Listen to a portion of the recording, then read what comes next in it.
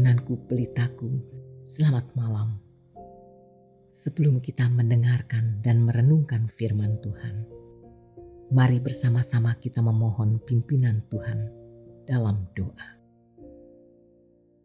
Bapa yang baik, Bapa yang penuh kasih di dalam Tuhan Yesus, terima kasih Bapa, malam hari ini kami boleh datang. Terima kasih masih ada kesempatan bagi kami malam hari ini sebelum beristirahat untuk kembali mendengar akan kebenaran firman-Mu Bapa.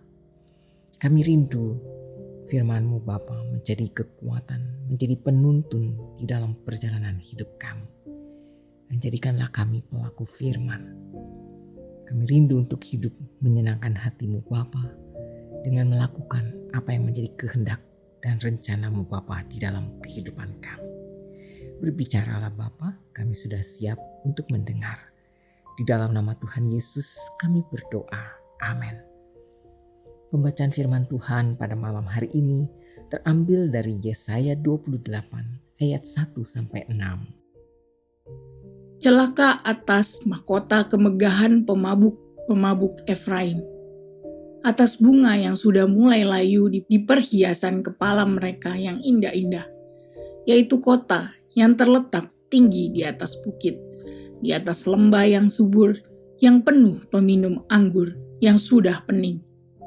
Sesungguhnya pada Tuhan ada seorang yang kuat dan tegap, seorang yang seperti angin ribut disertai hujan batu, yakni badai yang membinasakan, seorang yang seperti angin ribut disertai air hujan yang hebat menghanyutkan. Ia akan menghempaskan mereka ke tanah dengan kekerasan. Mahkota kemegahan pemabuk-pemabuk Efraim itu akan diinjak-injak dengan kaki, dan bunga yang sudah mulai layu di perhiasan kepala mereka yang indah-indah itu, yaitu kota yang terletak tinggi di atas bukit, di atas lembah yang subur. Nasibnya akan seperti nasib buah ara, yang masak duluan sebelum musim kemarau. Baru saja dilihat orang, terus dipetik dan ditelan. Pada waktu itu, Tuhan semesta alam akan menjadi mahkota kepermaian dan perhiasan kepala yang indah-indah bagi sisa umatnya. Akan menjadi roh keadilan bagi orang yang duduk mengadili dan menjadi roh kepahlawanan bagi orang yang memukul mundur peperangan ke arah pintu gerbang. Judul renungan bagi kita pada saat ini adalah mahkota kebanggaan. Sahabat yang dikasihi Tuhan Yesus, penghakiman Allah terhadap Israel akan sangat mengerikan. Seperti badai es yang dahsyat diikuti oleh angin topan atau angin puting beliung. Pemurnian ini akan dilakukan oleh bangsa Asyur, agen penghukumannya. Sama seperti bangsa Israel telah dikalahkan oleh kemabukan. Mereka sekarang akan dikuasai oleh musuh. Karangan bunga dan mahkota Israel yang pernah dibanggakan. Samaria akan dilempar ke tanah dan diinjak-injak. Kecantikan dan kemuliaannya akan terlupakan dan hancur. Sahabatku, orang yang hidupnya mengandalkan kekayaan, kedudukan, atau kebesarannya, kemudian meninggalkan Allah dan hidup dengan cara yang tidak berkenan, akan mendapat hukuman. Segala perbuatan yang mengandalkan kekuatan sendiri akan hancur, tidak bersisa lagi. Allah sajalah yang seharusnya menjadi andalan manusia dan jalani ketetapannya dengan rendah hati supaya hidup kita menjadi kebanggaannya. Marilah kita bersatu di dalam doa. Ya Bapa, tolonglah kami untuk selalu mewaspadai perjalanan hidup kami. Kami menyadari bahwa banyak perbuatan kami yang tidak membawa kemuliaan dan kehormatan bagi nama-Mu Bapa. Karena itu ya Bapa, kami ingin berjalan lebih dekat denganmu. Dan jika ini berarti kami harus melepaskan hal-hal di dalam hidup kami yang tidak berkenan kepadamu, kami akan lakukan.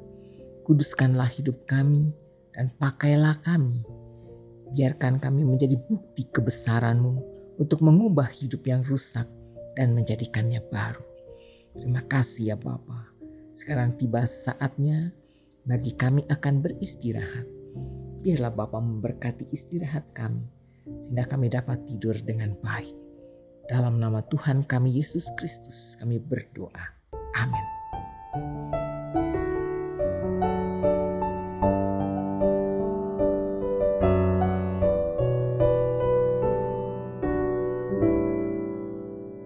Dalam terang yang ilahi, Raja damai telah lahir. Genap rencananya di dalam dunia. Putra Tunggal Maha Kudus, satu-satunya penebus, datang ke dunia sebagai jawaban.